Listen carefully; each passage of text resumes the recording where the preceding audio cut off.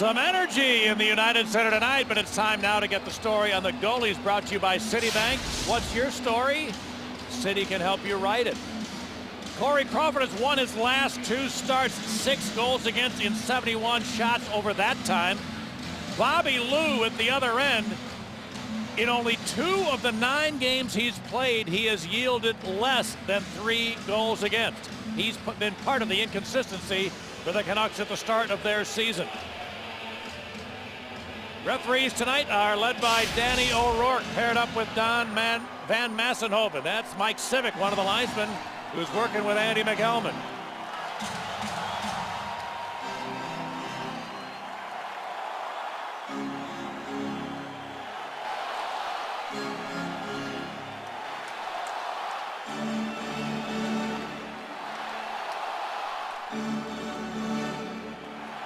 Ryan Kessler's line opens up for Vancouver. He's got recently acquired David Booth along with Chris Higgins out. And they're matched up against the Jonathan Toews line with Stahlberg and Brunette. And this game is underway. Brunette is checked by Alexander Edler, and Leddy has to chase back. He's checked, nearly lost it to Booth, but puck cleared up the boards. And Booth working in the corner. He's got it. David Booth does not have a goal yet this year for Vancouver. Bouncing puck to Kessler. Now Leddy chasing for it. Kessler threw it in front. Oh, a whiff. It goes back to Edler. His shot and a save by Crawford. And he'll be able to hang on. Boy, a good shift there for that Kessler, Higgins, Booth line. Won a couple of battles along those near boards, and the Hawks caught a break there, Pat, on that initial opportunity. Booth was filling in with the pinch in, coming down on that weak side from Dan Hamhuis. Corey Crawford's able to make that stop. Good stick there from Dave Bolin, so Bickle got as far as center, and now Seabrook has to get back. Henrik held it in. Jannik Hansen tried to center, picked off by Bolin. Scooping it into the offensive zone. Albert had it taken away, but Canucks able to get it right back. Now a bouncing puck eludes Bieksa. Comes across. Pierre couldn't pick it up. Bickle did, rolling it out of the zone. Now Sammy Lepisto. Hawks look to get a change completed. Chalmerson just hoisting this one out to center. Heath Ballard for Vancouver. There's it back into Hawks territory. Crawford played it right to Mondler. He's checked by Henrik Sedin as the Canucks make a quick change. Now Lepisto ridden to the corner by Daniel. The Hawks able to maintain control, and out they come, but it has jumped away from Sharp. And lots of line changing going on. Bill Kringle trying to get that Bolin line against the Sedin Kings. They made the quick change. Elaine Vigneault got that line off. But the Sedins out there once the Kane line came out there. So you got to be ready on each bench. You got to know who you have. Aaron Rome rolled it out to center. Cody Hodgson put it deep. Now Hoekstra to the corner. Up there by Leddy. Nick Leddy coming off statistically his worst game of the year the other night in Tampa with a -4. But that came after a stretch where he was +7 in 8 games. So a rare blip for the Hawks kid D-man. Here's Hossa with room, driving in. Luongo with his first save of the game, nearly 3 minutes in. Hossa has it back, steps in, looking for Sharp. There's the pass, here's the shot. Good save by Luongo. And the rebound to the Canucks. Back comes David Booth. He tries to go wide, fought through Lepisto to the corner. And then Lepisto able to get the puck and roll it out. Kessler steps back in. Kessler tried to get it to Booth, but he was well covered. Nice play by Andrew Brunette. Defensively, back come the Hawks. Stahlberg raced it in, and a fine recovery by Keith Ballard with the speedy Stahlberg. Ballard able to stay with him and not allow a chance.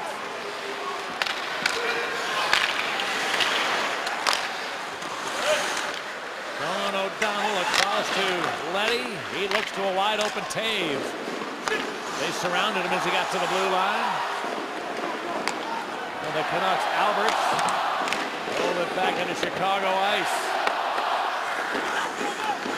Letty hit hard along the boards by Volpatty. Hawks able then to get it out where Weiss dumped it in. So yet to have a stoppage in this first period, 4 minutes straight. I'm exhausted. Here's a Bickle. He was checked right at the line. Hansen on the counterattack. Jannik Hansen dropped it to Henrik. A ring around for Daniel. Penalty coming up as Hansen was dumped after the puck cleared around. And the Blackhawks going to be short-handed early.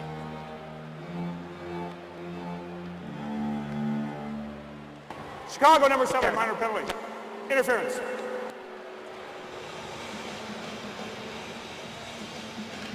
Well, you mentioned it, Pat. It was Brent Seabrook. A late hit on Jannik Hansen, who dropped the puck back.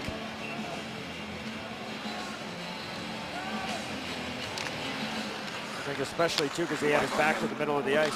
Long shot. Edler tipped and a save. Oh, then the rebound jammed just wide by Kessler. Canucks power play has been great this year so far. Edler goes across. Now centering pass. Kessler put it right through the blue chain. Hawks able to get control and get it out. Vancouver with 5 goals their last 4 games. They're 5 out of the last 19. Going against the Hawk PK that has yielded only 4 goals against all year. 4 in their first 13 games. All the Hawks have coughed up while short-handed. Long wrist shot here, deflected just wide by Kessler. Rebound came back to the goal mouth. Gomerson tried to clear. That one's going to be held in. Edler to Hamhuis. Now he got it to Henrik Sedin. Henrik waiting. Hamhuis. Now a long wrist shot. Save. Crawford. Rebound loose. Taken by the captain. And Jonathan Toews will send it the other way. There's some real good movement for the Vancouver Canucks. Now Hodgson brings it around. Higgins turned it right over to O'Donnell.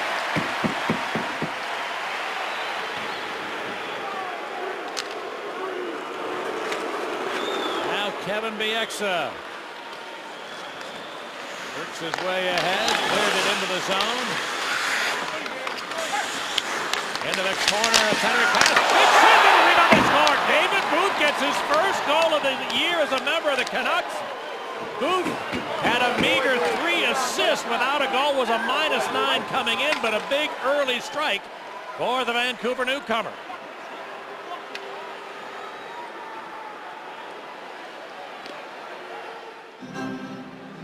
Well, quick little aggressive play by the Vancouver Canucks. Stop it right here. There's Sean O'Donnell, and then the pass will end up going right through over to David Booth. It's the second chance that he puts in. First one, save. Second shot, upstairs, up and over the pad of Corey Crawford. Booth did a good job of backing off initially. Great stop by Crawford on the first chance. And unfortunately for the Hawks, the puck went right back to David Booth.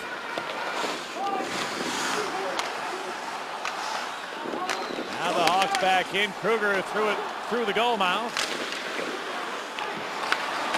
Back of the goal. It lines up with Monador. A shot and a save by Luongo. Rebound back to Lepisto. His long blast didn't get to the net. Mayers tried to center. Picked off Bieksa. And now the Canucks come out. Weiss able to send it deep. Daniel Carcillo nearly lost it. It lines up bouncing into the neutral zone. And now the Canucks, Hodgson rolled it in. Now Hotra went racing into the forecheck, delivered a good blow. Now taken by Hodgson. Across, Edler a whip. He broke his, not a whip, he broke his stick, unfortunately for him. And the Hawks, Carcillo the other way. Carcillo now will drop it back. Hossa across to O'Donnell. Touch pass finds Letty, who shot stop. Rebound Hossa. And that was a good shot block on the way. Then Luongo wants tries to freeze it, and in his second chance, he does. And some scuffling as Carcillo got a little bit involved, but the Canucks have the lead early. Blackhawks hockey is brought to you by BMO Harris Bank. Get the Blackhawks debit MasterCard at harrisbank.com/fancard. Illinois Lottery. Play scratch games from the Illinois Lottery. Win easy, go play. By H.H. Gregg. With more than 500 appliances in stock and ready to go and over 100 TVs on display, H.H. Gregg will help you see more and save more. And by your Ford dealers. Visit your local Ford store or localfordstores.com and drive one. Patrick Sharp will move in for this draw for Chicago. Patrick Kane had a great start at the face-off dot early in the season. But in the last 3 games, he's gone 10 and 19. So Sharp getting a little bit more work at the face-off situation. And especially on that backhand side. Oh, here's a steal by the Canucks. Breakaway. Here's a shot. Big save by Crawford. A huge opportunity for Andrew Ebbett. And Crawford able to deny.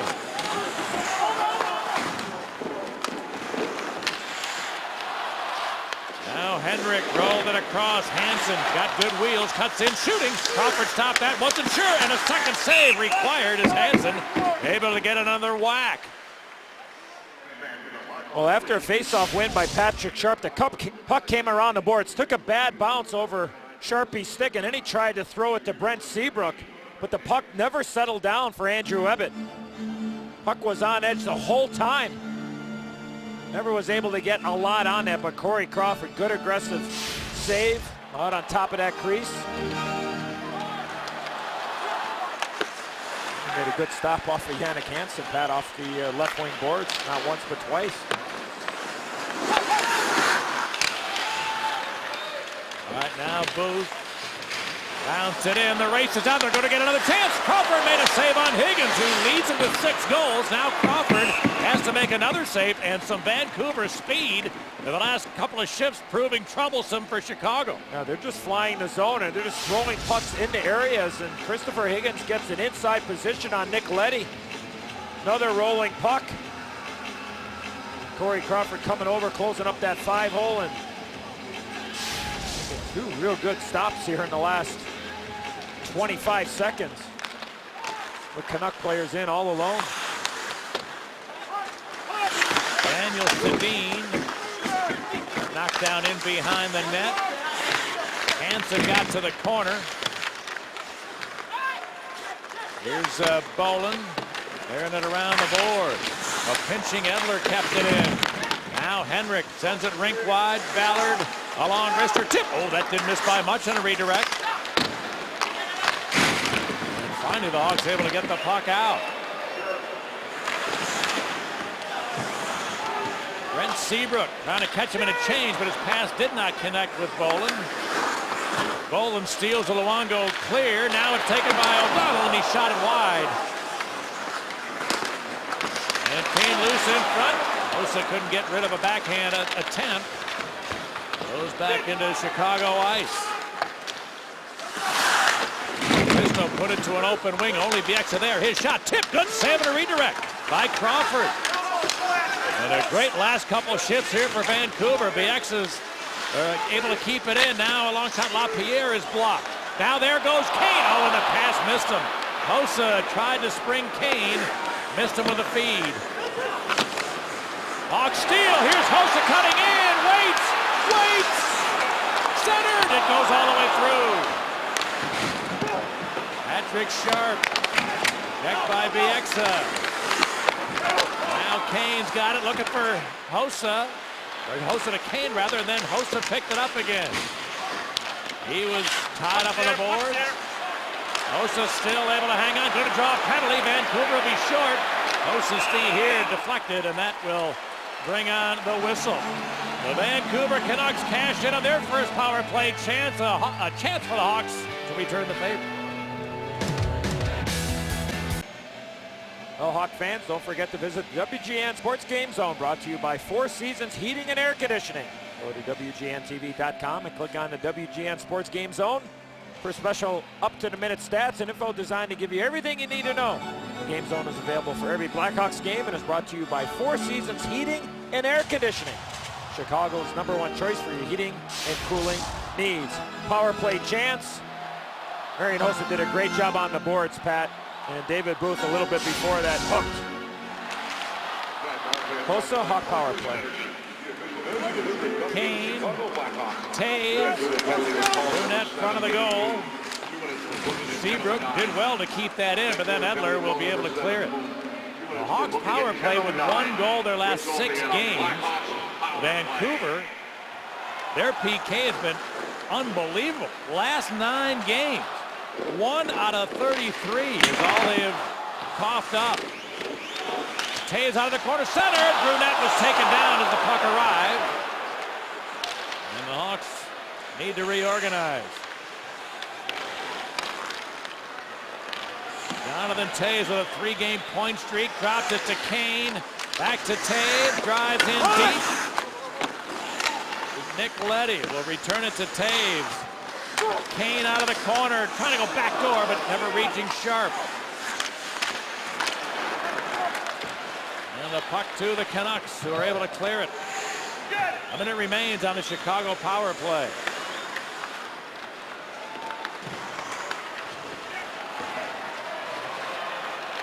Leddy to Hossa. Boland setting things up. Hossa from the corner. Carcillo's in front. Pass didn't reach him. Hawks have a couple of times on this power play had the idea of what they wanted to do, but have not been able to complete the pass. Yeah, taking the puck down low, just like on the Patrick Sharp goal the other night, Pat, in Tampa Bay, looking for that low play. Now what will happen is that teams will adjust. Vancouver will come down low, so what will be open? The guy's out at the point, and once you get out there, you can't look to pass. You got to look to shoot the puck. So it's those in-game adjustments. Not only in-game, Pat, in between periods, but almost those in-game shifts where you're able to make those adjustments and know that, hey, you know what, they're taking away the low play. Let's move it back out to the point. So those are the little things that that's where hockey sense comes in. Yeah, we want to do this. We want to play low, but if it's not there, you can't just keep going there. You got to move the puck out high. Joel Quenneville's team enters the game tonight, the 3rd highest scoring team in the league. 3-2-3 goals per game. And we talked about the Vancouver inconsistency. A big part of their problem has been keeping the puck out of their net. They are 22nd in goals against average. 289. That certainly has got to get better from the Canucks standpoint. There's only one team in the Western Conference that has given up more goals than Vancouver. They happened to give up 9 the other night in Philadelphia. Monitor goes across long shot. Oh, Boland had an open side, couldn't convert it on a bouncing puck. Now Otra cleared as the penalty expires. Both teams are at full strength.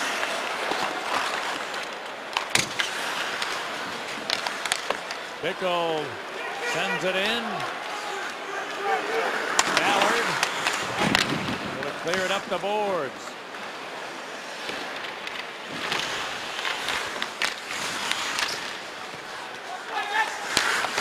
The Canucks booth.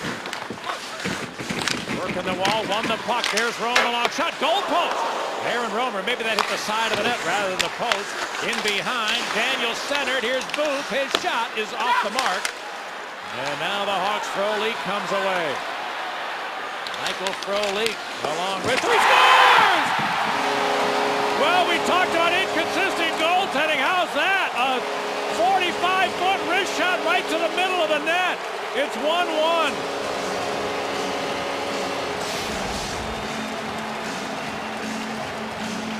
Never a bad play to direct the puck towards the net.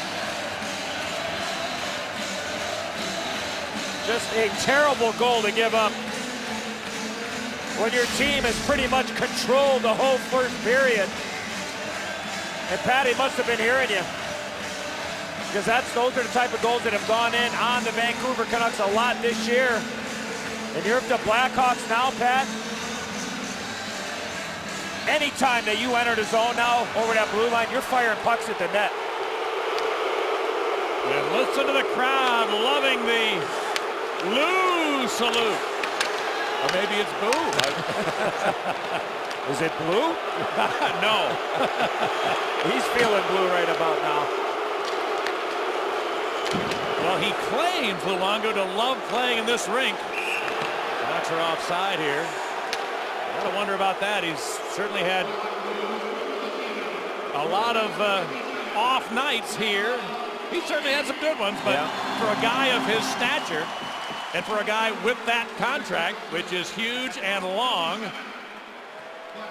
he certainly had a lot less success in this rink than you would expect.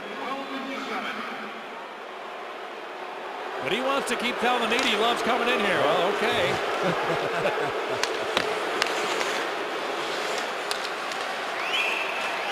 That puck was knocked down with a high stick, so another whistle. See Marian Hossa, who has 7 goals in his last 10 games. The hottest Chicago Blackhawk, and the teaming of Hossa and Kane and Sharp has been absolutely dynamic virtually every night they've been together. Even if they haven't gotten any points, Pat, they've been to the stage of controlling and creating. Kane Sharp trying to pass it himself. Bieksa goes shoulder to shoulder. Bieksa took the puck away. Higgins, couldn't get it away from Hossa. Hossa fights in the middle. Hit hard, cutting across with Booth, and leveled Hossa with a good clean shoulder hit. Now it's scrambled at the other end. Kane in front. Good coverage by Kane on Kessler. And Patrick Kane from a defensive role goes back the other way, and he got rubbed off on the board. And a penalty. Wow, a penalty call against Andrew Alberts, who got a good piece of Patrick Kane. And the Blackhawks will head back to the power play when we come back. The dangerous Kane against the much bigger Alberts, who will be sent to the box. .com. I think we got to call that the phone booth. That's what it reminds me of. Or maybe the cell phone booth. I don't know. I was going to say, because there are no more. All right, Hawks power play. Kane off the board. Sharp's back door. There's Taves trying to get it through the goal mouth. That didn't work. Picked up by Kane. Through net front of the goal. Here's the shot by Taves. Handled by Luongo. Rebound Malhotra.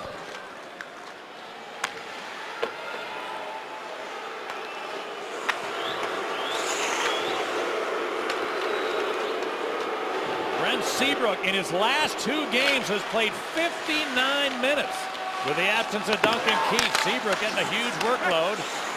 He's played 59 minutes in 2. 75 for the Hawks power play. They're mostly playing against the top offensive guys on the other team. So hard minutes, killing penalties, power play, doing it all. Olin brings it around. Monador. His pass tipped.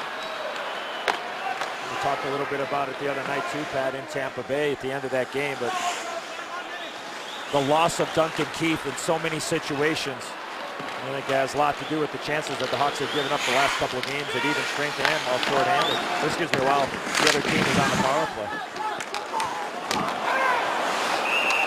The stick of Carcillo came up. That will negate the rest of the Chicago power play. As Ballard has to see if all the chicklets are still there. Hey, Pat, from our BMO Harris Bank Telestrator. Now, the Hawks are in this power play rotation. Now, stop it right here. Here's Patrick Kane. He's going to move the puck to here. Patrick Sharp's coming back door. But the weak side man is coming down. So we talk about how the Blackhawks are trying to make these plays down low. Stop it again. Stop it right here. Look at Brent Seabrook. So now, if you do move it down, and then you're able to move it quickly back, now you know what's going to end up being open. So the Hawks have gone to that a couple times now in a power play. The adjustment, the in-game adjustment needs to be now. Move it down low and then move it quickly out top. Seabrook's going to be able to walk right in. Bieksa with 4 aside, lets it go, save, rebound, he stopped Hudson. 2 good stops by Corey Crawford. And the puck gets out. Good thing because Taves had broken his stick. Back comes Bieksa. He dropped it to Hodgson, whose rink wide is deflected up high.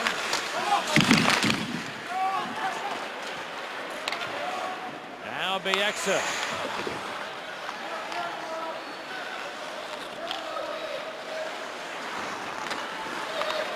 Ballard rolled it to center ice. Henrik Sedin dropped it at Daniel. He drives up the middle back to Henrik, cutting and shooting. Over save by Crawford. The Vancouver penalty over.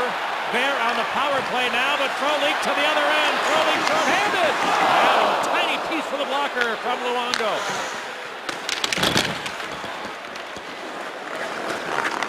A minute of power play time now for the Canucks. Ryan Kessler bringing it around. Sedin lost it. And the Hawks, Hossa able to clear it. I think anytime you can force Vancouver to dump the puck in with the Sedin twins on the ice, you got a real good chance of getting that puck back and getting it down.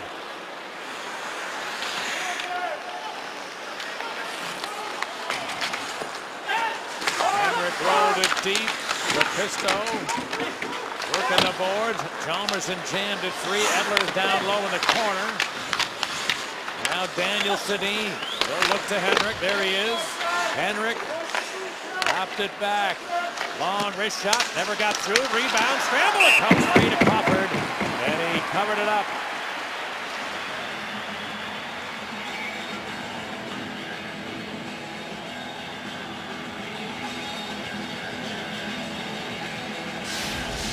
Alex Edler gets his puck back at the point, walks a little bit. I thought he was going to throw it back to Sedin, pat on those boards. Nice shot block there by Nicholas Chalmerson, and then Kessler trying to put it in while skating backwards towards Corey Crawford. Nice shot block, Chalmerson. That's happened a lot, 7 times the last 2 games for the Hawks. D-man. As the puck is cleared, the penalty expires in both teams now. At full strength in the late stages of the opening frame. Seabrook didn't get it past Higgins, who threw it across the ice. Booth trying to jam it free. There's Hodgson down low against Seabrook, kind of center, picked off. And Carcillo, look out! He had his head down, and he was drilled by Aaron Rome.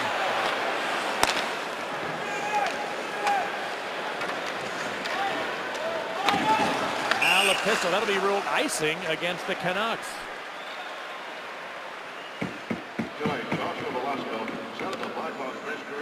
Well, in honor of Veterans Day, the first 20,000 fans Friday, November 11th game against the Calgary Flames will receive a Chicago Blackhawks scroll banner courtesy of Boeing. Puck drops at 7:30. Visit ChicagoBlackhawks.com for tickets.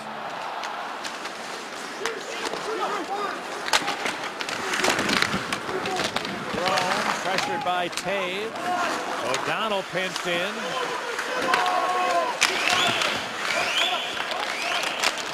Corner fight results in it according to Bieksa. Attack the other way by Volpetti. Here's Andrew Brunette going rink wide to Victor Stahlberg. He's hit hard. Good check by Ballard. That's the old Dougie Jarrett hip check right there from another number 4. Here's Lepisto with a long shot. That didn't get through. And bounce free. LaPierre, the race is on. LaPierre, they're trying to catch him to the net. And a save by Crawford. Maxime LaPierre, a partial breakaway. Couldn't finish it. The third one of the period. I think LaPierre was just dead tired, Pat. He wasn't able to get that puck to his forehand. He was being pressured from Sammy Lepisto. I think if he gets that puck to the forehand, gives himself a better angle and a better opportunity, but I think he was just dead tired. Thought Lepisto was going to get a penalty in there, Pat, initially, right there, right when he stuck the stick in the hands and the arm.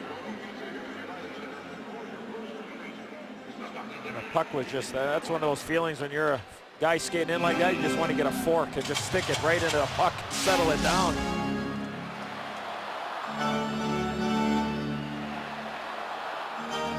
Now Alain Vigneault tried to make a late line change, sending the Sedins out after they had already put some guys out there. The Hawks were barking about that. The official said, you can't do that. You get to change them once. You got to change them immediately because you're on the road there, sir.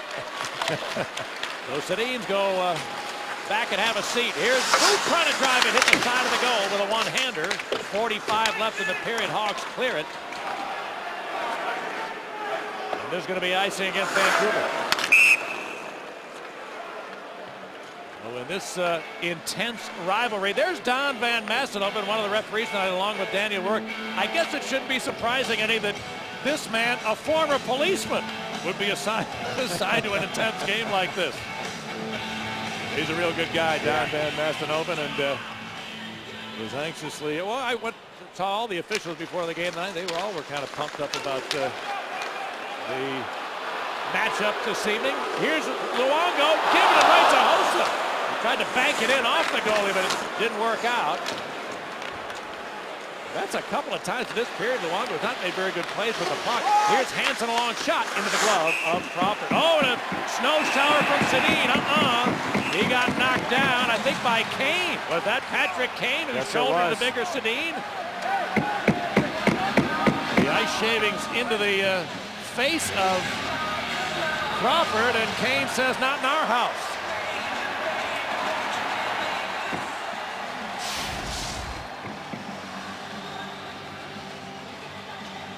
Yeah, there's the snow shower, and Kaner took exception to that. I think he's going to go to the box, Pat. Chicago minor penalty number 88, 2 minutes roughing. And he gets a roughing call.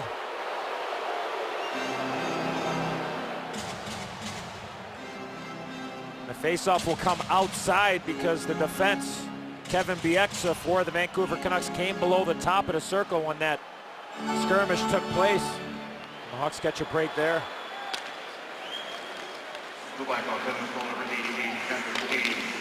Now the Canucks down to 10 left in the period. Edler gave it to Henrik. Henrik Sedin looking for a lane. He put a rink wide behind Edler, who had snuck in. That will finish the opening period. 17 shots on goal for the Vancouver Canucks, whose speed at times really gave the Blackhawks problems. The Blackhawks generating only 9 pucks at the other end. But at the end of 20 minutes, the score tie because David Booth got a power play strike for Vancouver, followed by a Michael Frolik long wrister.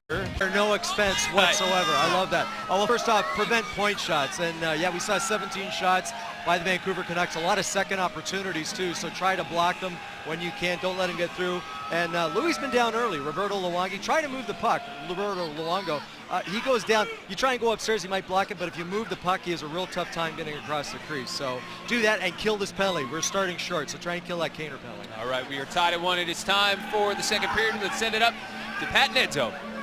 All right, thanks very much, gentlemen. We get ready for the second period, and Roberto Luongo faced just 9 shots in the first period. His team had 17, but Marian Hossa effective again. Yeah, he was, Pat. Nice little play there from Sean O'Donnell. Patrick Sharp. Good opportunity here. Giveaway by Kevin Bieksa. Big Hoss has it. Wait. Luongo down and not able to get that puck to the weak side. Either Patrick Sharp or Patrick Kane. But I think another strong period for Big Hoss. Now the Hawks will start the second period shorthanded. Remember the late penalty to Patrick Kane, so 102 seconds of power play work here available to Vancouver. Kessler is out with the Twins in front on this power play.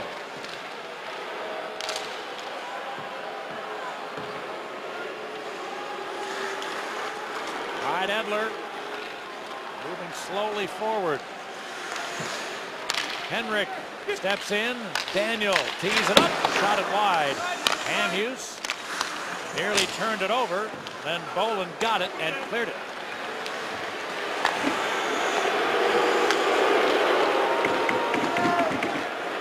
Alexander Edler. He's working that delayed entry a couple of times. Daniel gets in, then threw it away. The Vancouver power play, Eddie, I mentioned it earlier, but it's been great in the early going this season, which may be surprising in the respect that, the guys who were their point men last year aren't around anymore. Ehrhoff's gone, Sanderson just got traded. And those are generally the guys who got most of the work at their points, but it certainly has not hurt their production here in the early part of the season.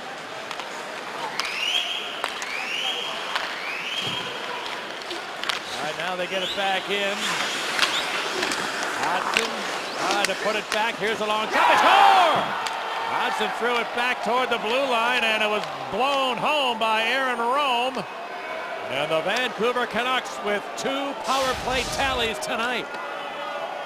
Well, Cody Hodgson makes that pass, and that was intended for David Booth.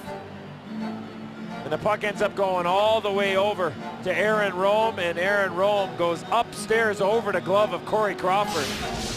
But the intended pass was for Booth, and Rome was in a good spot jumping in and puts it by Corey Crawford.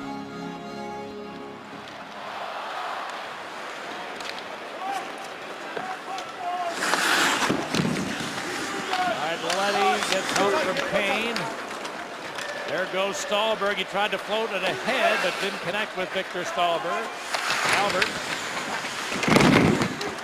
Taken away by Sharp to Kane. Across to Letty. Back to Kane. Whose speed this time is deflected. And kicked out to center.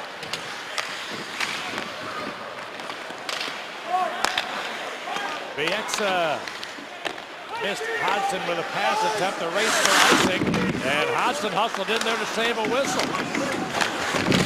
Now both Patty jammed it loose. Finally captured by Stahlberg. Stahlberg the other night in Tampa Bay had 7 shots on goal. 4 more were blocked, and 4 more he missed the net. Never did get a point in the game, but I just told you, if you watch that game, the puck was just following around, but just couldn't get anything to convert. That's some glorious opportunities.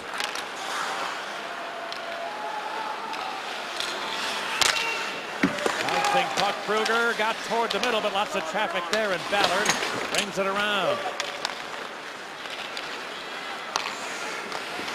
Here's Monador. Clearing it ahead.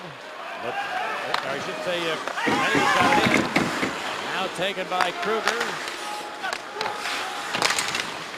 Puck bounce to Kruger, shooting. Oh, that might have been tipped up high.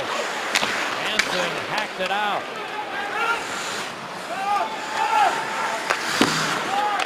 Here's Seabrook. Back goes Edler.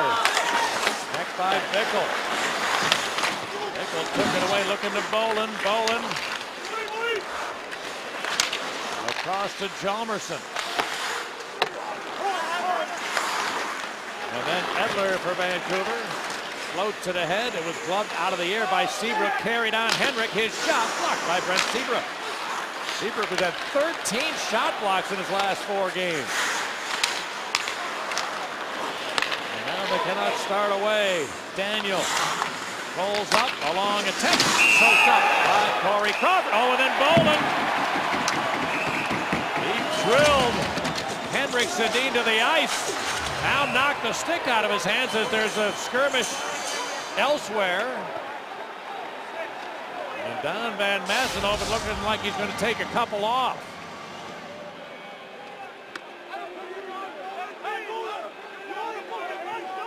Second time tonight that Henrik Sedin has put some snow shavings up near Crawford. First time Kane said, this time Bolin says, what do you think you're doing in our house?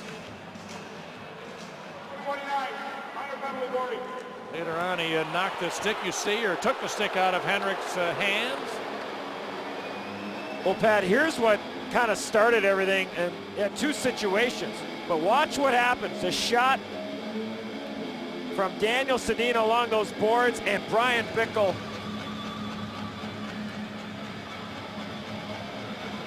finishes the check. Yeah. So the Canucks, who are 2 for 3 on their power play tonight, now get another opportunity.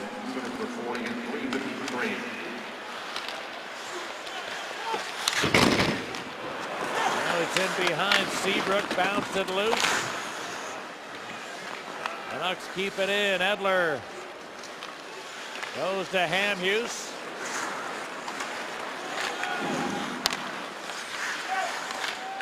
Now Dan Hamhuis throws it across the ice. Edler Hamhuis, a touch pass goes off the leg of Seabrook. Canucks retrieve. Daniel Sedin. Edler. There's Henrik. To Hamhuis. Shooting. Sucker saved by Crawford. Rebound. Daniel. Open net. Somehow Corey Crawford got stuck at the far post. He's arguing with the official as if he might have been interfered with. That will fall on deaf ears. Canucks with 3 power play tallies. Move it around. 2 people standing in front of the net. Big rebound. And a little bit of a hook in front of the net by Ryan Kessler. Look at Corey Crawford there, Pat. I don't know if the stick got knocked out of his hands by Kessler, or he lost it as he was coming across to try to find that big rebound. But Daniel Sedin, Eddie, normally a great producer for the Vancouver Canucks, had in his last 6 games only 1 goal, 2 assists. But he strikes there for a 2-goal Vancouver advantage. And the Canuck power play absolutely awesome so far tonight. Well, Andrew Evatt rolled it back of the Hawk goal. Monador shot it the other way. Icing coming up.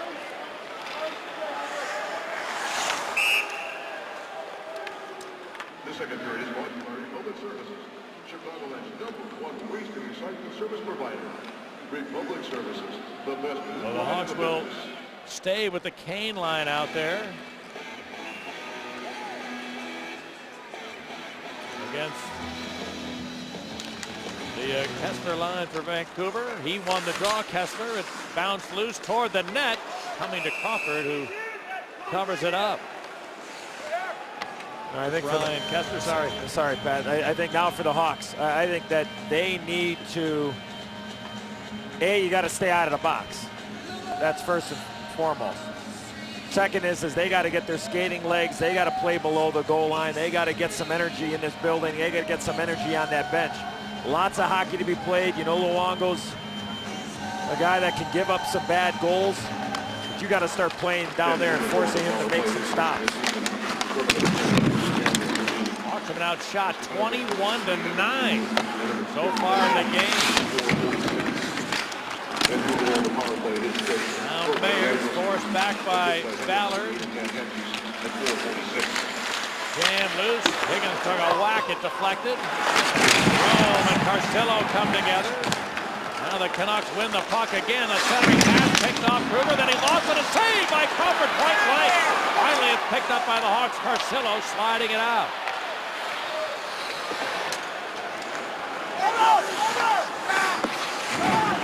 Here's Nick Leddy. Off the skate of Carcillo, going to be another icing violation against Chicago. This line has had a long shift here, Pat. The momentum is certainly in favor of the Vancouver Canucks. I wonder if Joel might signal for a timeout here to slow this game up and give these guys a little bit of a breather. The Hawks start there. Nice call, boy. The former coach, now with the headset on, knows what's going to happen before it happens. Well, the Hawks started this period shorthanded. They've then taken another penalty, which was converted. They've been outshot in this second period 5-0. So talking about momentum, there is none as far as the home team is concerned. But I think you pointed out the key order of business, which would start with, let's play at even strength for a while. And those are hard minutes when you are shorthanded. And also those are minutes, Pat, that you're not getting a lot of guys on the ice. I mean, your high-end guys are killing penalties for the most part, except for Patrick Kane.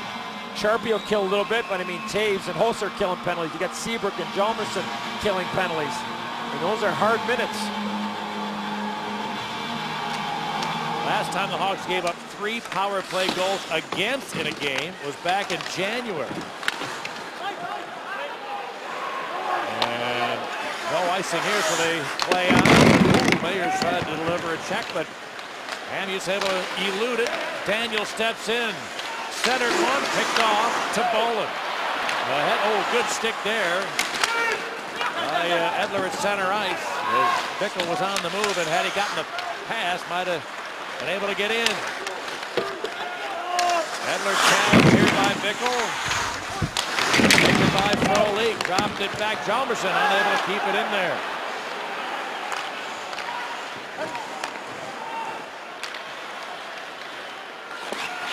Seabrook bounced it in, well short of center. Wow, 3 icing calls against the Hawks in the last, I think, 2 shifts. And again, some contact after the whistle. That's LaPierre in the middle of that pad with Brian Bickle. It looked as if Van Massenhoven was pointing to LaPierre. That's Volpatti and Seabrook in a stare down. I mean, if you're Max LaPierre, your team is in control of the game. I mean, this couldn't be more foolish. It couldn't be more foolish or selfish. Yeah, and you know what he's doing, Pat, is that big hit that Bickle put on Daniel Sedin a little bit earlier, but you're in control of the game. You have all the momentum. I mean, to me, that's a situation, if you're a coach, you grab him and you put him at the end of the bench for the rest of the game. Like, that is just absolutely, it's selfish more than anything else. But you put yourself in front of the team in this situation. And now the Hawks got to really make them pay.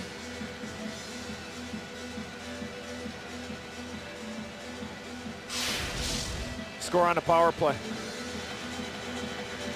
This would be one that could hurt if the Hawks can convert. And their power play, nothing out of 2 so far tonight. 1 out of the last 23. Patrick Kane. Skipped by Higgins.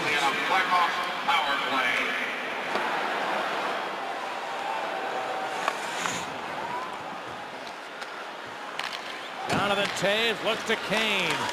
Patrick Kane trying to deke against 2 guys. It didn't work out. Toews carried on. Center was sharp. Good shot block out in front by Kessler, who sprawled to the deck. A board battle. It comes to Seabrook. Cleared it in. Centering pass knocked away from Toews. Another shot and a save by Luongo. Kane had a whack at a bouncer, but Luongo managed to stop him from in tight. Boy, a heck of a play in behind the net by Andrew Burnett. Puck is going to go in behind. He lifts up the stick of Kevin Bieksa and he throws it in front of the net. Luongo gets a piece of it, Pat, and Kaner knocks that out of midair, and Luongo makes a good stop.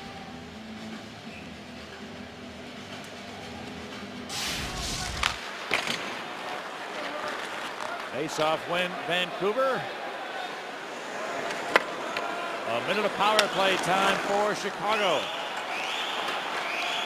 Dave Bolin has some speed. Cleared it around. Knocked away from Monitor. Here's Higgins on the counterattack. Dropped it back. Kessler, a wrister. Blocked. And retrieved by Monitor. Oh, he just won that battle against 3 Blackhawks there.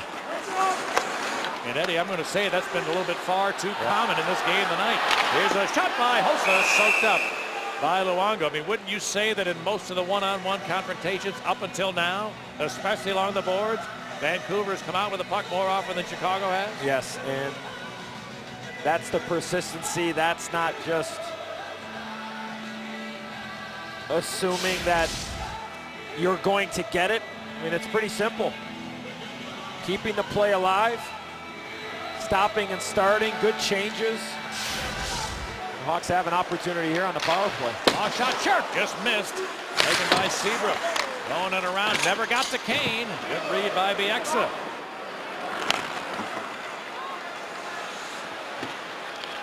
Patrick Sharp rounds it around the boards.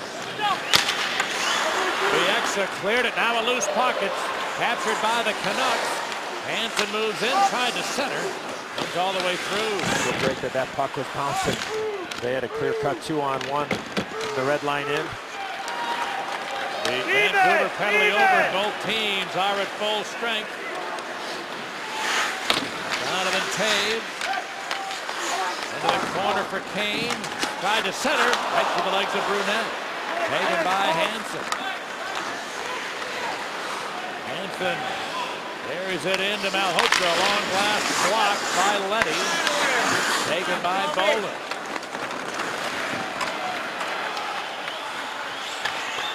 Good pass finds Bickle. His shot blocked. Tried again. That's up high. Now Bickle in behind for Bolin. Trying to center. Luongo blocked the pass. Bolin taken down. Penalty.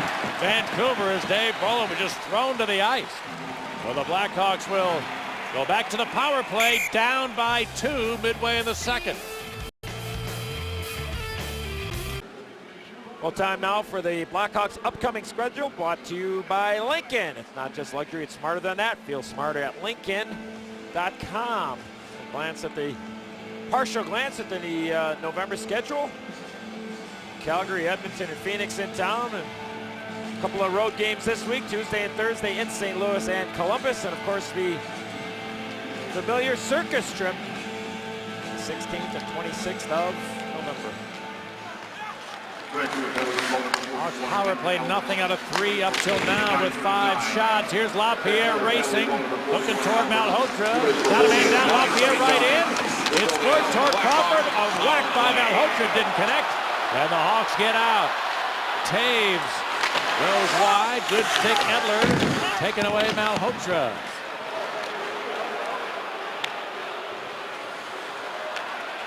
Halfway through period 2, 3-1 in favor of the Canucks. 5 forwards on the ice back for the Hawks.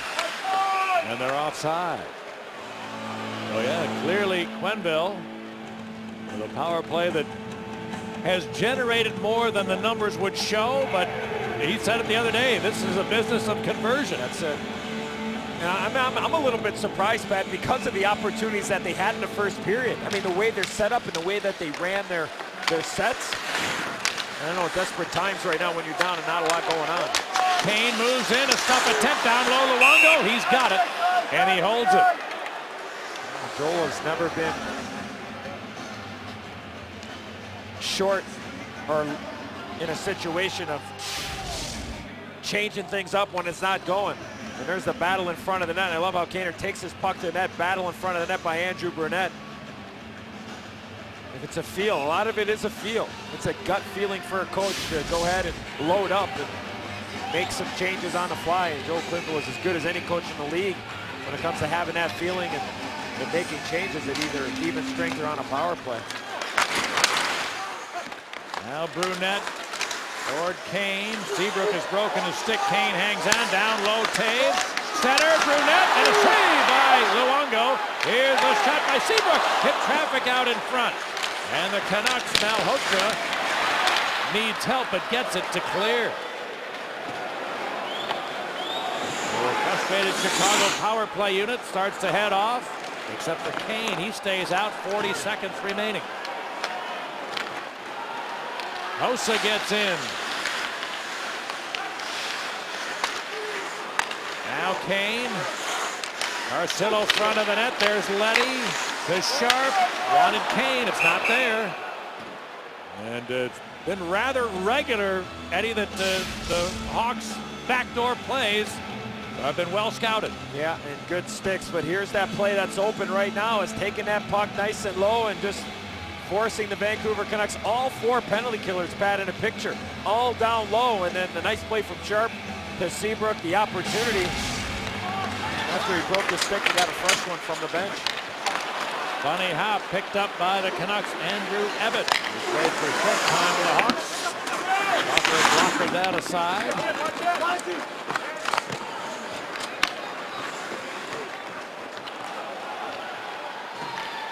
Now Hossa picks his way in, surrounded by 4.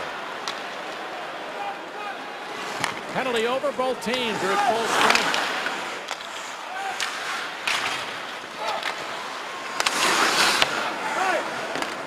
Steve Monador can't locate it. Daniel took it away.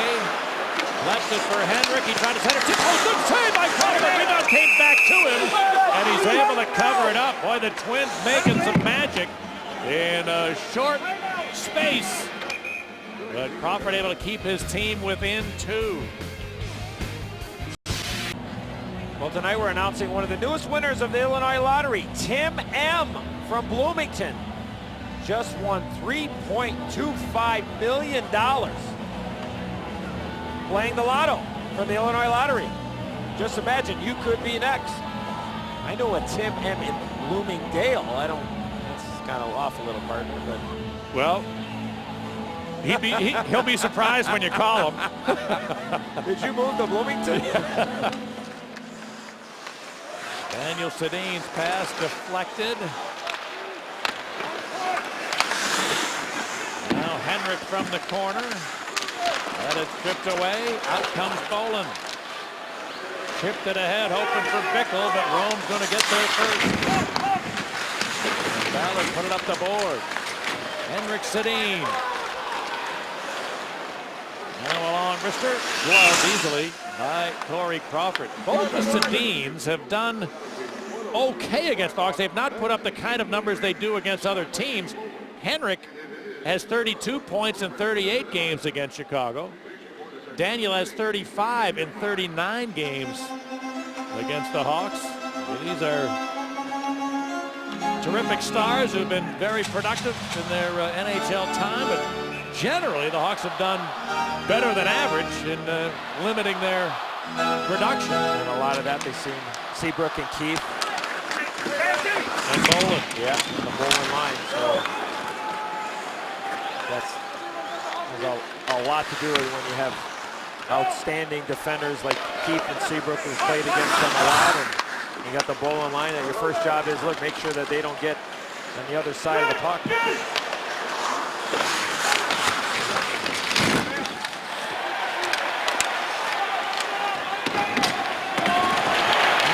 Scott Carcillo gets the gloves off, along with Volpatti.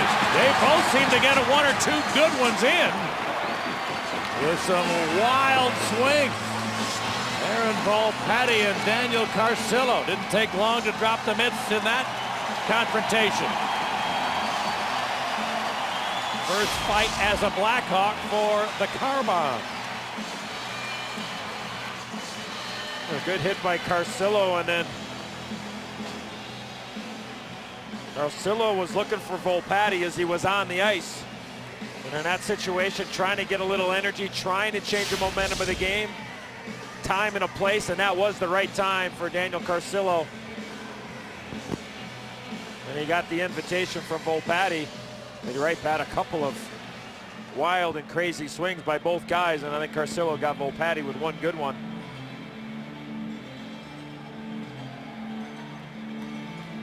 That man's team, we told you earlier, the Hawks offense up among the league leaders. And the Hawks in their last 9 games have gone a terrific 6-1-2. They have scored 4 goals or more in 5 out of those 9 games. We're going to need for that to happen tonight. They've already given up 3. It's a stop shot. It never got through.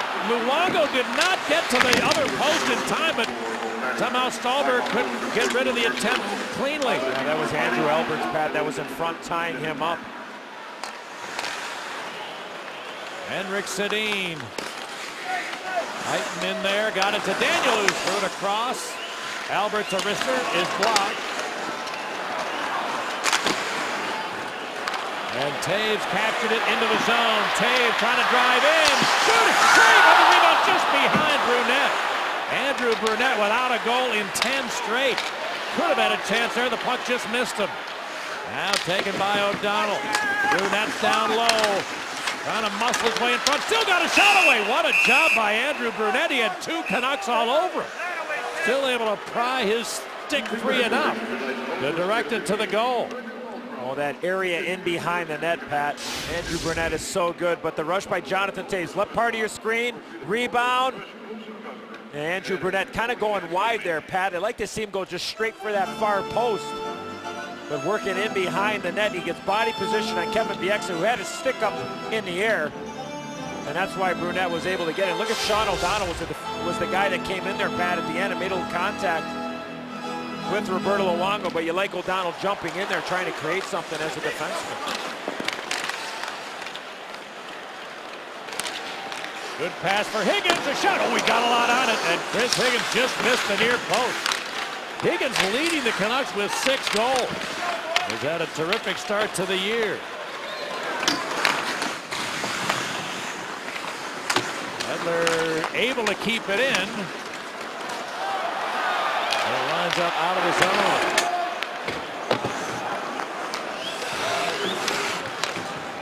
Patrick Kane. Hossa into the middle, shooting. Luongo made the save and covered it up. We have 5.5 remaining in the second period.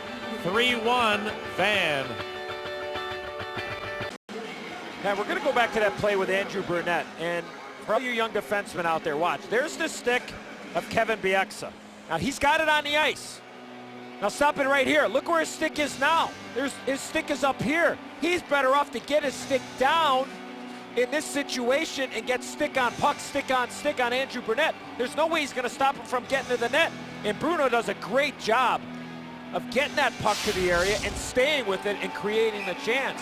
Bieksa was in the right spot, but once he got, I'm a big believer, Pat, and he talked to most coaches, they like to have their defenseman down there with one hand on their stick, kind of pushing and pulling and trying to, cause some confusion there. But if you get two hands on your stick, habit is that you get it up in the air. Kane wristing it wide. Here's Monador. He shot it into Luongo, who yielded nothing free after that.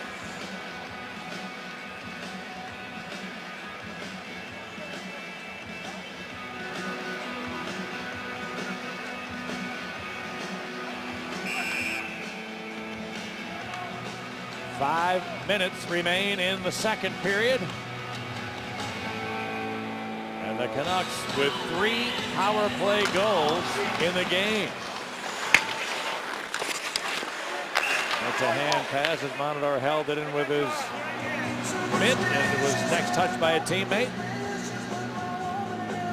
The Hawks in a real busy schedule sequence here. They're playing 6 games in 9 days, starting at the end of the Father's trip on Thursday, Friday. So we're going to see Ray Emery again before the end of the week. Hawks will be in St. Louis on Tuesday, in Columbus on Thursday, and then the Calgary Flames are here in the UC on Friday night.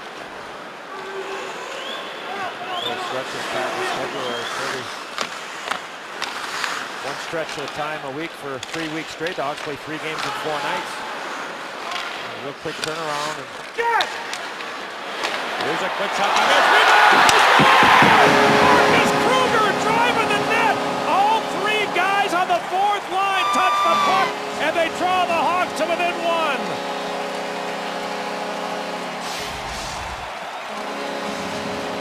Beautiful little pass there by Victor Stahlberg. Simple play by Jamal Mayers. And Marcus Kruger elevates this puck up and over Roberto Luongo. He just chips it up and over. You want to score goals? Get to the middle of the ice. It's the most dangerous area on the ice, the most important area of the ice.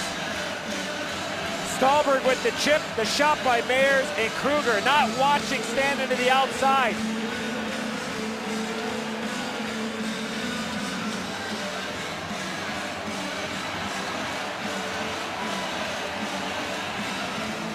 Now this is interesting. You see all the officials have been up and looking up at the video screen. Oh, they're asking about the timing. We showed you that. Here's the replay of the goal as Kruger just doing what you're supposed to, get to the middle. We showed you that goal being scored at the 15-minute mark. The clock would indicate it's at 15:07, so I don't know if there's a little question about when the puck entered the net. There doesn't seem to be a question about the goal itself, just about how much time is left. See, and I'd like the league, the National Hockey League, to do this, Pat. In this situation, have the referee let the fans know exactly what is going on here. Because everybody's standing up. Most hockey fans, most Blackhawk fans know that all these goals are looked at the Situation Room in Toronto. But in this situation, just if that is indeed, let them know what's going on. Let the fans know we're checking on the score clock, period. Let it go, and then everybody will know what the heck is going on instead of everybody just wondering. The assumption would be it's a video review of whether it's a good goal. Absolutely.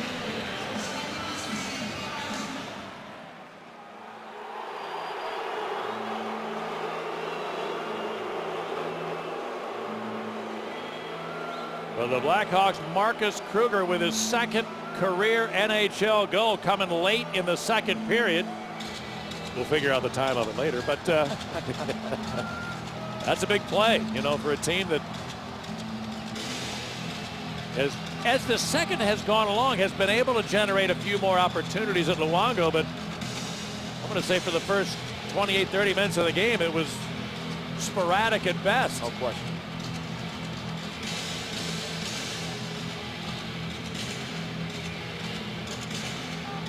Now, before that goal, Pat, I was thinking that, you know, at what point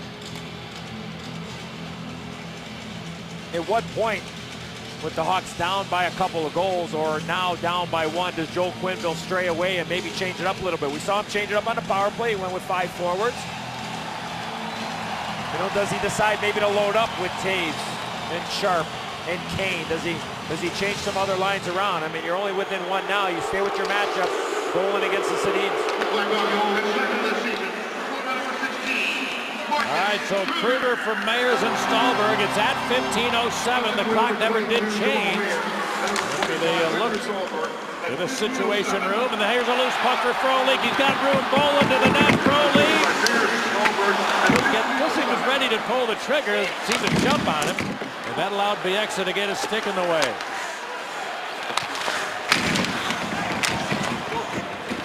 Now Henrik Sedin.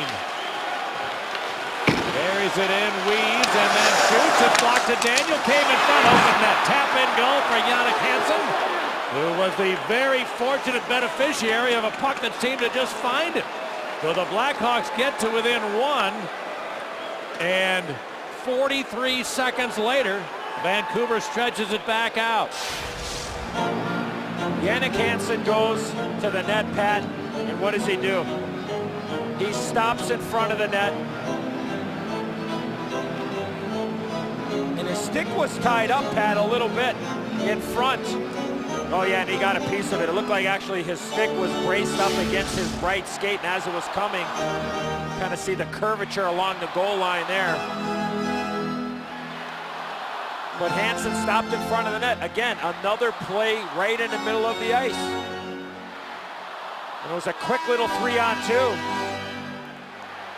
And it looks like they're going to be reviewing this one, Pat, but clearly on that overhead look, puck went off his stick into the back of the net.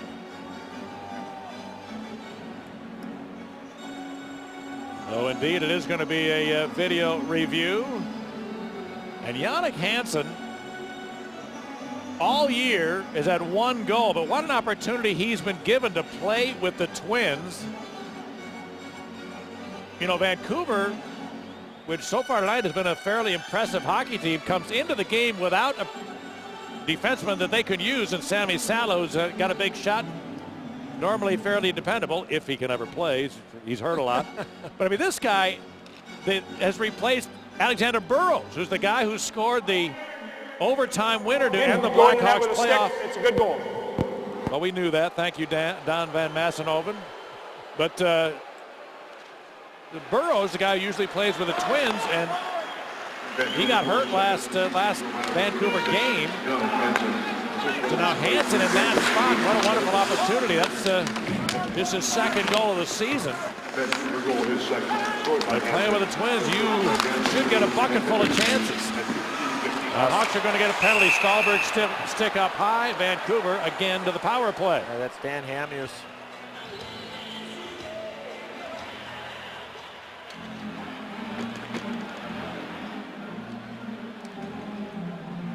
They're looking to see if Hamhuis has been cut. If that's the case, it could be a double minor. It could be a couple of things as Van Massenhoven and O'Rourke talk over the call. It's going to be a minor penalty on Stahlberg.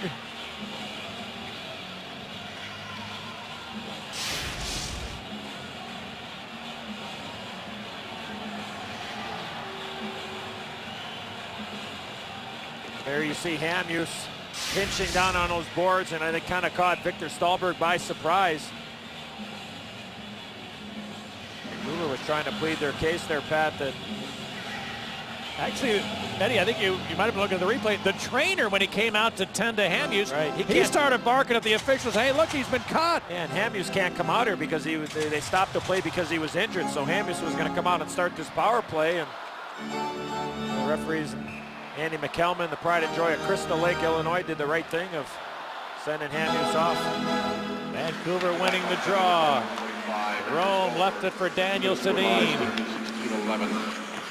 Aaron Rome goes rink wide. Edler center tip. Didn't get through. Bounce loose to Daniel. Edler to Daniel Sedin. He tees it up. His shot hit Seabrook, stung him a little bit, and Frolik able to get it out. Frolik chasing in, got to it with Edler. But Edler took it back for Vancouver. Now the Canucks get it back into the zone. Daniel Sedin leaves it on the boards. Then taken by Henrik. Hamhuis into the corner. Henrik Sedin to Daniel. Kessler front of the net. Daniel looking. Spins it to Ehrhoff. Daniel Sedin to twin Henrik. Then back to Hamhuis to Henrik. Shooting. Tip. That was blocked and went wide. A minute of power play time still for Vancouver. Here's Hamhuis. Now down low Daniel to Henrik. Edler going back into the middle. Henrik walks, left it for Daniel. Here's a long shot by Hamhuis, didn't get to the net. Here's Henrik Sedin. Now Edler to Hamhuis.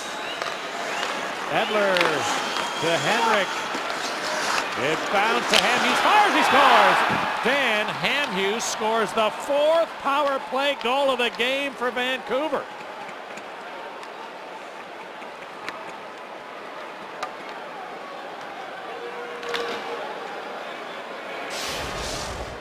Watch the screen in front of the net with the shot coming from Dan Hamhuis. Look at Kessler. Goes right to the front. Impedes the vision of Corey Crawford. Another opportunity for the Canucks. 4 out of 5 the Vancouver power play tonight. And a 5-2 lead for the visitors. This is a team that put up 7 against the Washington Capitals. Long shot, Higgins sticked away by Crawford to O'Donnell. Patrick Sharp to Patrick Kane looking across. Here's a shot by O'Donnell, and Luongo saw that all the way. Sharp. Came off the boards, but it's shooting. Fought off Luongo. Oh, what a second save! Roberto Luongo with 2 dandies in that sequence, and the Canucks break back. Higgins trying to drive in. Couldn't get away from Monador. LaPierre dropped it back. Here's a long shot. That's blocked by Kruger.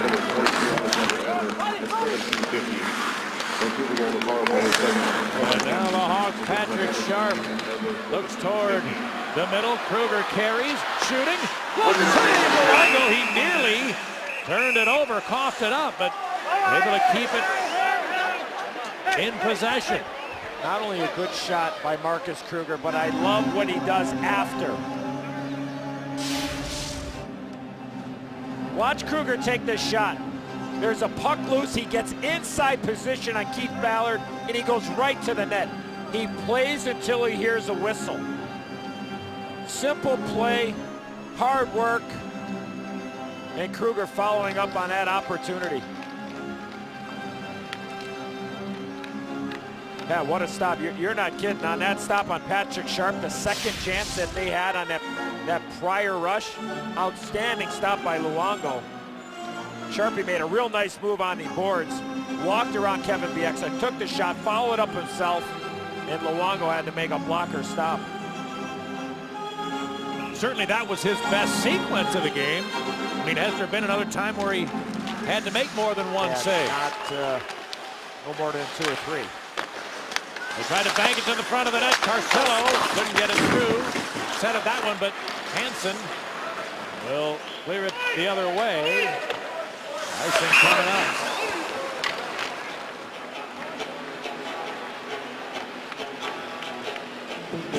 Time to look at our H.H. Gregg We Help play of the game.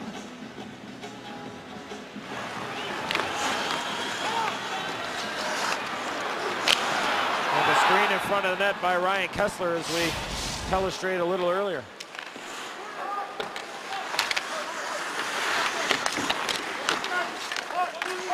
Brent Seabrook is in deep. Back of the goal. Taves a wraparound. Luongo had the stick right along the ice. And Hansen the other way will clear it in. Taves with 15 left. Stallberg couldn't get that through. Taves checked by Alberts. Now it's back to Seabrook. Back of the goal, the captain. Taves kicks to the stick. Center one. Chance Leddy. Oh, Luongo! Nick Leddy in the final second. If that goes in, it's going to count. And Roberto Luongo looming large. Oh, what a play by Jonathan Taves in behind the net. And the recognition by the Blackhawk defenseman to jump into the play to know that there wasn't a lot of time. So if you get caught, they don't have enough time to come back the other way. And there's still some time left on the clock after that great stop by Luongo. Nick Leddy jumping into the play. And what a stop. With about a buck and a half left to go in the second.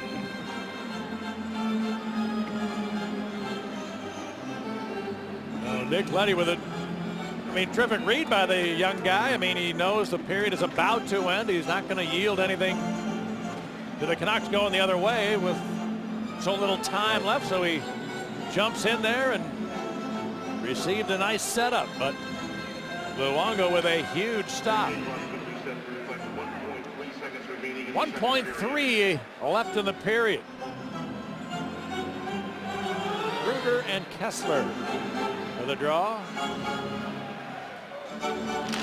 Kruger tried to shoot it right in. It didn't work, and now Carcillo. Now a couple gloves are off.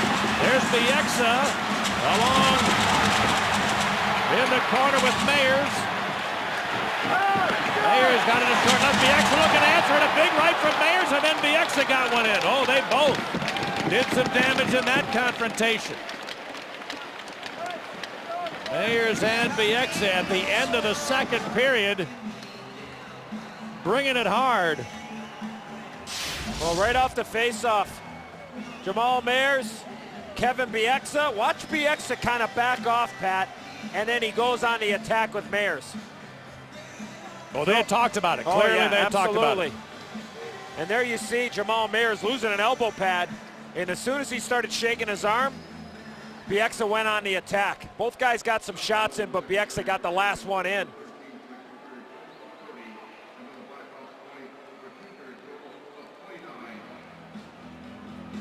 A 20-shot period for the Chicago Blackhawks. You're down 3 goals. You got to try and get momentum back somehow. It's a great way to do it, and we're not condoning violence in any way, shape, or form, or fighting, but Dan Carcillo realizes part of his job is to get some emotion in this game, and boy does he bring it. Puts Patty down. 2 minutes later, we scored that 3-2 goal, and then to close out the period, Jamal Meyers, this is just a great bout, because both players land some serious rights. Both guys took rights. They both ended up on the ice, and that'll carry over in this third period, let's hope. Again, down 3. I'm sure you have a lot of keys to the game. What do you have for us for our third period? Well, we'll narrow it down to 2. D joined the rush. We saw Nick Leddy with a great shot at the end of the period. D keep being the 4th man on the rush. And then finally, hits equal emotion. Right now, Vancouver's out hitting us. Get on the body, build some emotion that way. Hawks have their work cut out for them. Down 3 entering the final period. Pat and Eddie have the call. Okay, Pat, Steve, thanks very much. We welcome you back upstairs and inside the United Center. That's not a very happy man. His team has given up 5 in 40 minutes of play, 4 on the Vancouver power play. So Hawks in a world of hurt here as we get ready to start period 3. They did get some high-quality chances, Pat, in that second period. Patrick Sharp with a couple of real good looks. Brunette was all around the net. So I think for the Hawks, it's one period. Let's chip away. Let's get one every 5 minutes. That's the goal. Yeah, you like to get 2 in a minute. Well, the Hawks are certainly capable of doing that, but it's a slow battle. You try to get 1 at a time, 1 every 5 minutes. And you know, obviously there's a lot of time on the clock, and the opportunity to come back in this game is still there. Take that another step, and you're going to see this team another 3 times. I mean, it's a heated rivalry, and you know, maybe you can get some established for down the road if it doesn't happen the way you want tonight.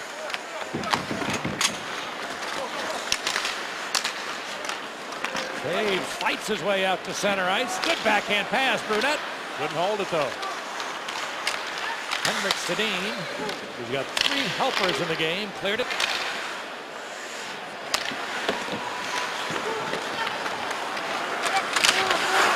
Now a steal out of the corner, Brunette center. Kane just had the puck tipped before it got to him. They're still able to bat it toward the Brunette centered. And a penalty coming up to Vancouver as Kane was taken down. So the Blackhawks power play, Eddie, that has been bad tonight. I mean, not only has it been shut out, only rarely has it generated any opportunity. So here's a real important opportunity early in the third. Yeah, and I think that was on the first penalty, Pat, of the game to David Booth, where the Hawks made some nice plays down low. Vancouver was able to read some of those situations. I'd like to see the Hawks work the puck up top now. Get Kane to walk off the wall pad, get some shots, and then get the puck to Seabrook. Let him shoot some pucks. Sharp pressured. It's knocked away by Malhotra. Resulting in a Blackhawks power play. And here's Seabrook.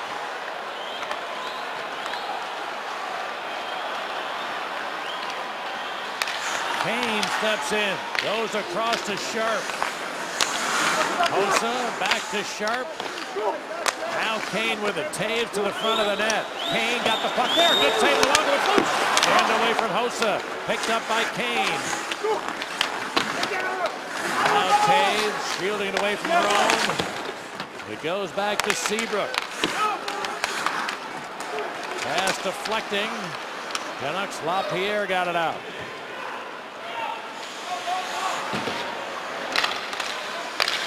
Here's Sharp.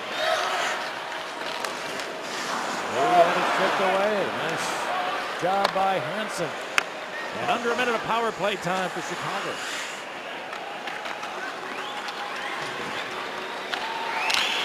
Hossa into the zone to Brunette.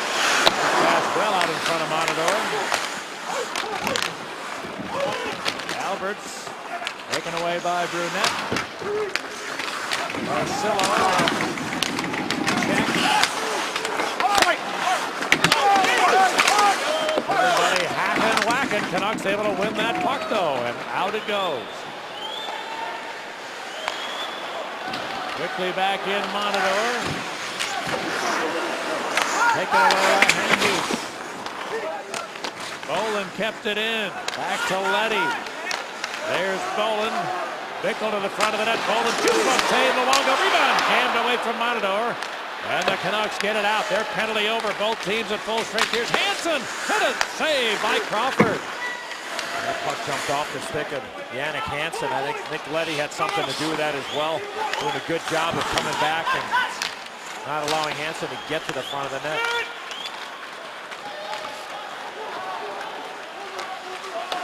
And Dan Hamhuis nearly turned it over. But Booth got it out of there.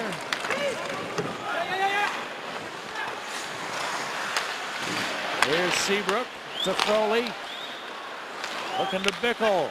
Drives along blast into the glove of Luongo, who saw it all the way.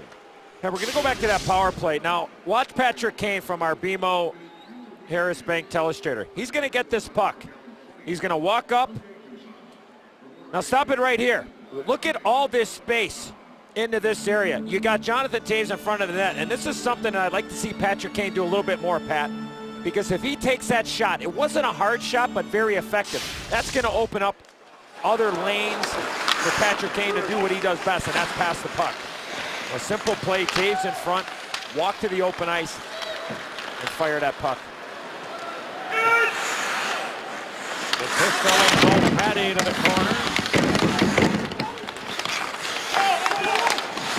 Stand back to Alberts.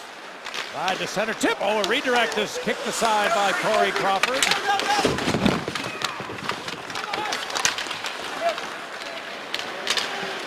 And it winds up in behind. O'Donnell looks toward Carcillo. He got it out of the zone.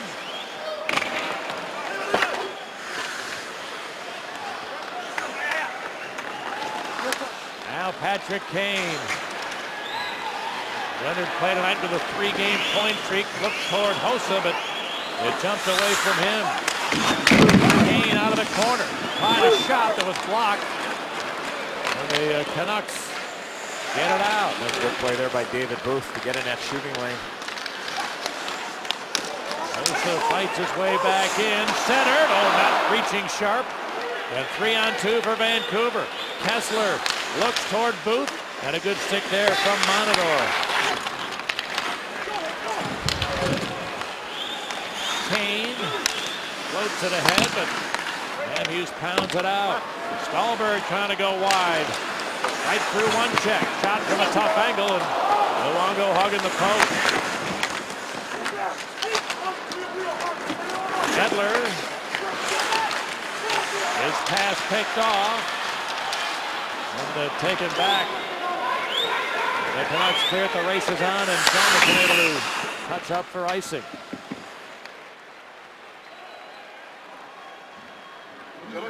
Well, fans, go to ChicagoBlackhawks.com to bid on the authentic camouflage jerseys that the Blackhawks players will be wearing during warm-ups on Veterans Day this Friday, November 11th, when the team hosts the Calgary Flames at 7:30.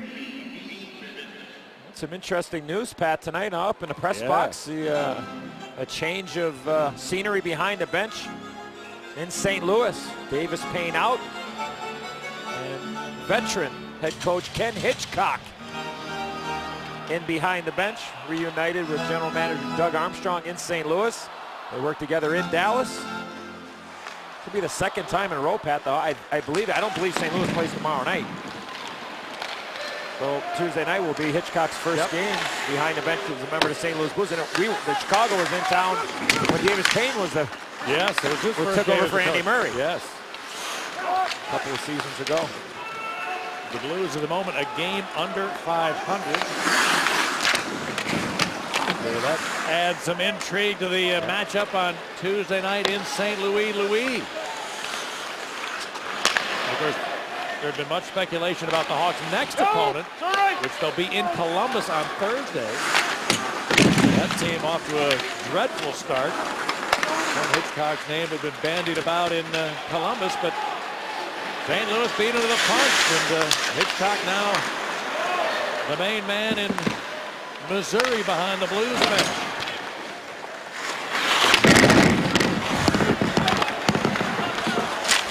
Pinching Bieksa, able to keep it in.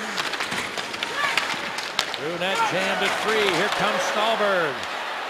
Floats it ahead. Seabrook up on the play. Couldn't get rid of a shot. Bieksa really scurried back. Made a nice job. Made a nice play defensively. And Kevin Bieksa bouncing it out of the zone.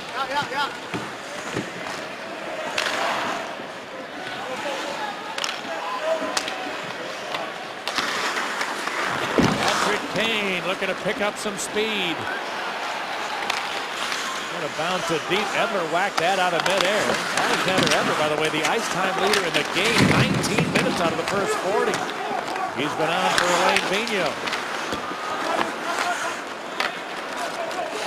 There's Bo Patty getting it into Chicago ice. Good hit there by Nick Leddy, stepping up, taking away that time and space. Monador. Taken back by the Canucks. Monador able to keep it in. Now Hamhuis. Cleared it to center. Now Booth dropped it back. Kessler a drive. Kicked aside by Crawford. Frolik starts back. Last missing Bickle.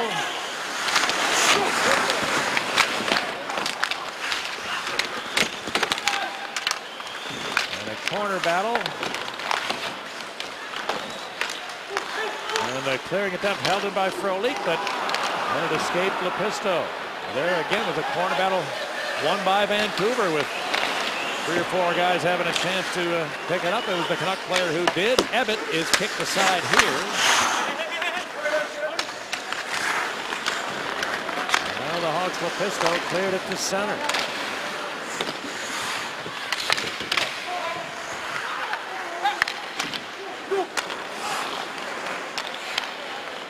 Edler for Hodgson, tipping it deep. Hodgson grabbed by Nick Leddy. Matador up for Mayers. And Ballard takes over for Vancouver. Turned it over. Here's Carcillo out of the corner. Got Luongo down, trying to wrap around. Luongo went post to post, made the stop. Trying to freeze it. It didn't happen. Now it does.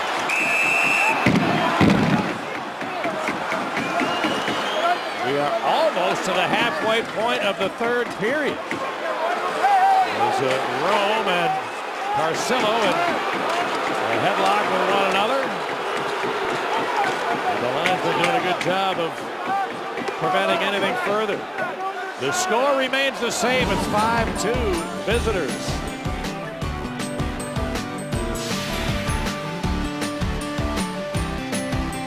Hard play here by Daniel Carcillo. Pat, you talk about not enough one battles. That was a one battle by Jamal Mayers to help Carcillo get this puck.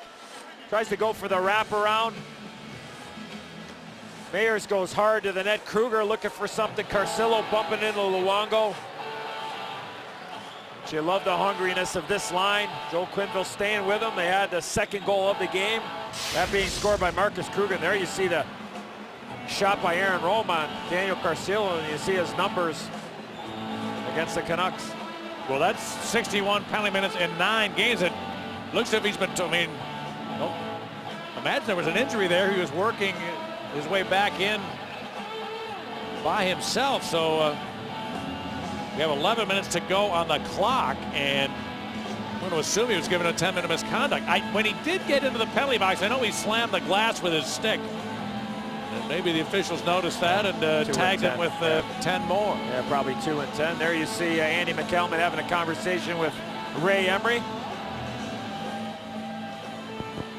So the Chicago frustration level mounting as this game has gone on, and I guess we can make that 71 penalty minutes in 9 career games against Vancouver for Carcillo, who has been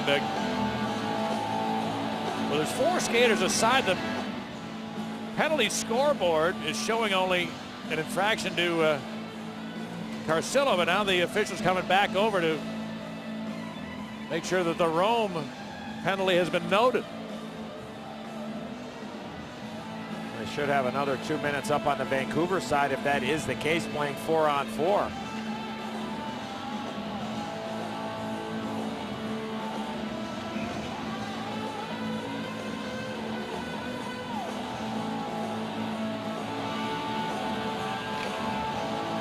Oh, you know what?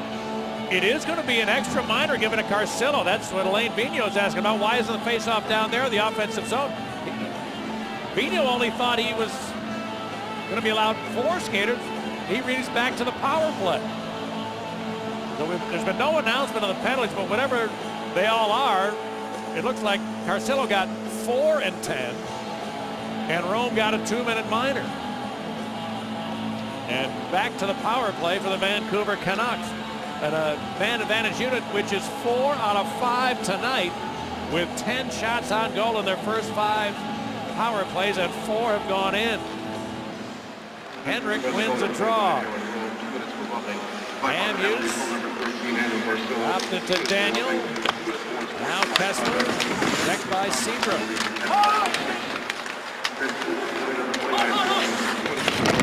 Edler kept it in. Centered. Here's a shot. What a pass. What a play by Hendrick Sedin. That was a hot pass, a tough one to accept cleanly. He did. Pulled into his backhand with Crawford down, a tap in. 5 power play goals for the Canucks. Not able to win the faceoff, Pat. The hard pass, the patience in front of the net for Henrik Sedin. And Alexander Edler makes that pass. Kessler in front of the net, blocking out Nicholas Hjalmarsson. But Eddie, I mean, that is some skill shown by that man. I mean, how many times do you see a pass moving that quickly jump when it gets to a guy, you know, these sticks, which have so they much, explode off it. They explode. Yeah. And, I mean, it looked like he had the old Sherwood right there. Which, of course, as we always say, wood is good. You got to have soft hands when you're receiving those passes. Doesn't matter how hard it is. All in one motion, just a little bit of give too, Pat. You don't want it to be, you want to be stiff. You want to have a little bit of flex in there, and just kind of, always taught at a young age that when you're receiving a pass, you want to make it like it's you're handling an egg. So when an egg is being passed, you want to make sure there's some give to it, so it doesn't explode off your stick. Now, if it's hard boiled, then I mean you can do what you want. You don't want to turn it into scrambled dough by yourself, right? No devil, no nothing. Good read there by Hodgson.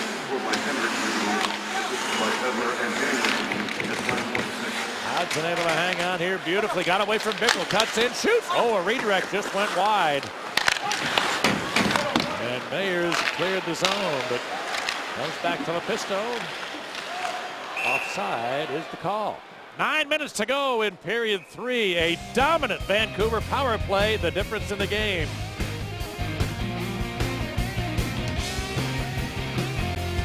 Well, Blackhawk fans, you can drive what Jonathan Taves and Patrick Kane drive to your Chicagoland and Northwest Indiana Chevy dealers. You're looking at the all-new Chevy Cruze. A special hello to everybody at Jack Phelan Chevrolet. John and Nancy Phelan and my buddy JC. You need a Chevy, go out to Jack Phelan Chevrolet. Or talk hockey. If jail talk hockey with you. Well, of course, if you need a Ford, go to Hog Ford, 95th Street in Oak Lawn. Touche. Yeah. Block there from O'Donnell and Lepisto. Now O'Donnell's without a stick. Kicked it up the board. Kane to Sharp. Now Hossa. Kane tried to get it back to Big Hoss, but instead Ryan Kessler.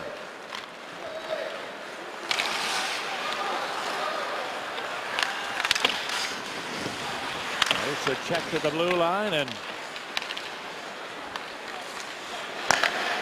now Monador to Sharp. And if the Hawks ever get to the offensive blue line, there's going to be lots of white sweaters back there. The Canucks with a 4-goal lead, looking to just make sure Luongo is not tested anymore. And there's not been a lot of 5-on-5, but when there has, Pat, the Kessler line has done a pretty decent job against the Kane line. That's the matchup that Elaine Vigneault, the head coach of the Canucks, has gotten a lot.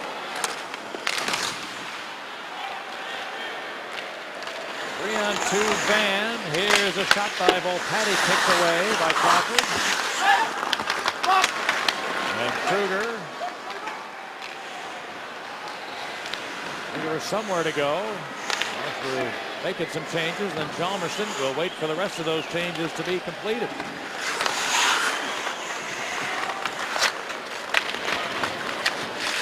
Hubert forgot a little something, able to get back for it.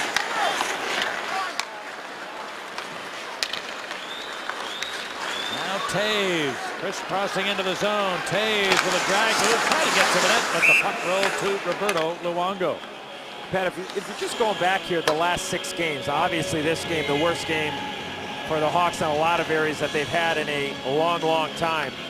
But you go back to the Tampa game, a pretty even game. Hawks control a lot of it, but dominated at times. The Florida game, Florida controlled a lot of the game early. Go back to the Nashville game, a real close game early. The Columbus game in a battle. You know, some good stretches, some other stretches where Columbus took it to the Hawks. The Carolina game, not very good, according to Joel Quenneville. It's been a while since the Hawks have had a long stretch, but you go back to those games, take tonight out of it, you lose in overtime, you win, you win, you win, you lose. So you're still finding ways to win games, maybe when your game isn't, nobody's game's ever complete, and you're always looking to be better. But I guess from the chair that I sit in, that consistency hasn't been there for long stretches that you're going to need, and maybe it's just come to a head tonight, especially on the PK. Now Hooks would try to get that to the front of the net, but didn't work out for him. Well, yeah, I mean, how would you judge if you take special teams out of this game, both power play and penalty kill, how would you rate the 5-on-5 play between the two teams? Boy. Edge Vancouver. Yeah, well, yeah, right. But not the way the scoreboard looks. No, absolutely not. But just in a lot of the most important areas and managing the puck and you know, winning those battles that we talked a lot about. I mean, it would be, I mean, if you're going a grade, you're probably looking probably a B+ for Vancouver and probably a C- for the Hawks as far as the 5-on-5 play. But you know, Hawks really kind of never had that chance, Pat, because of the penalties that they took, especially you know in the middle frame. It's tough, the way you said. You got your guys playing a certain minutes, and you got some guys that aren't going to get back out on the ice.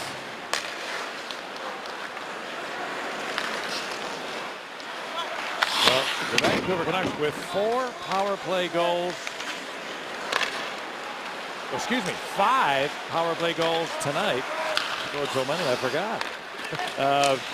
But the Hawks have not yielded more than 4 power play goals since January of 08. It's been a long time since anybody's been able to dominate the Chicago PK the way this Canuck team has done tonight. Down to 5 minutes remaining. Vancouver's about to draw their record to even. They're going to be 7-7-1. And the Hawks, after going undefeated in 4 and only 1 loss in 9, now overall will be 8-3-3. That's still a good mark, but you're in a busy stretch here. Not a lot of time to regroup, which may be good news. Playing 6 games in 9 days, not a lot of time to dwell on things. But the other side of that coin is you got to get her going here really quickly this week. And turn it around. And again, I'm going to repeat myself again, but with no Duncan Keith in the lineup, I think you can see the importance of Duncan Keith, the player and the leader on this team, Pat, in a lot of areas. If you look at the quality chance that have been given up shorthanded and even strength over the course of the last couple of games that Duncan's been out in the Florida trip and now here. Not sure his status, but hopefully it's a lot sooner than later. Well, we mentioned this the other night, but you know, it's so rare for the Hawks to not have the dependable number 2 out there. I mean, he's been with the Hawks 6 years. This is only the 9th game he's missed in 6 years. All Van tonight. Welcome back to the United Center. Our next game here on good old Channel 9 next Sunday at 6 o'clock when the Edmonton Oilers will be in town. By the way, the nearly Western Conference leading Edmonton Oilers. I mean, you talk about a young, skilled, and now confident team under head coach Tom Rennie and general manager Steve Tambellini and assistant general manager, the great Ricky Olczyk. The steakhouses in Chicago won't have to worry about any reservations from Ricky. It's okay, I'll take them. The only reservation will be with the original Ed and Diana Olczyk. started off their road trip well. They beat LA, and then they went into Phoenix last night, and Mike Smith beat them 4-2. That'll be towards the end of their road trip. So talk about a fun team to watch. They can really push the pace.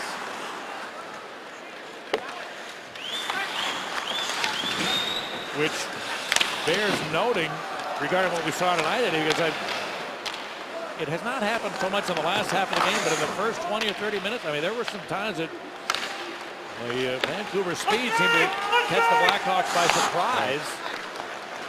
There were a number of occasions when the Vancouver team speed was problematic. I think the one play too, Pat, remember the play David Booth made? Going wide, I mean, he just all of a sudden, Hjalmarsson had him, and the next thing you know, almost like hit an oil patch. So, hey, look, opportunity, regroup. 48 hours from now, you'll be in St. Louis, taking on the St. Louis Blues.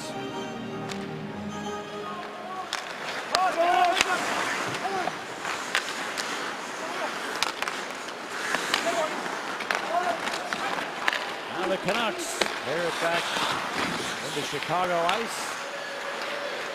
Dahlberg bats it ahead. There's Frolik. His shot into the glove of Roberto Luongo. For Luongo, Hawks are now up to 38 shots. And for a lot of the first half of this game, the Chicago offense really limited, but really in the key stretch for him was very late in the second period. His team was up by 3, and the Hawks had at least 2, maybe 3 marvelous scoring chances. I mean, really high-quality opportunities. He made every stop. But instead of the Hawks going into the locker room all excited and the fans worked up and the building jumping, Luongo poured cold water on the whole thing and came up large when the Canucks needed him. About the stop he made on Nick Leddy, Pat, at the end of that second. That's one of the ones I'm talking about. At the end of the second period.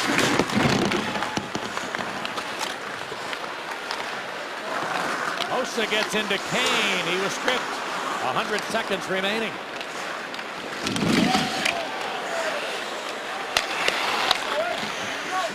Anderson up the board to Brunette. Unable to get it out. Now Rome tried a long one. That's blocked. And back comes Hossa.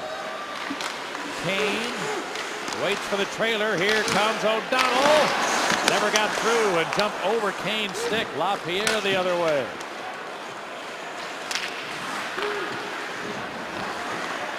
Here comes Lopez. Blocked away by Luongo.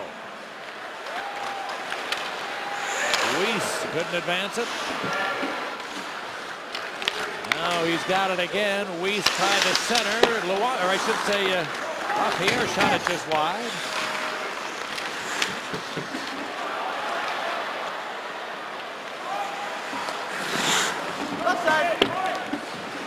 And half a minute left in the game.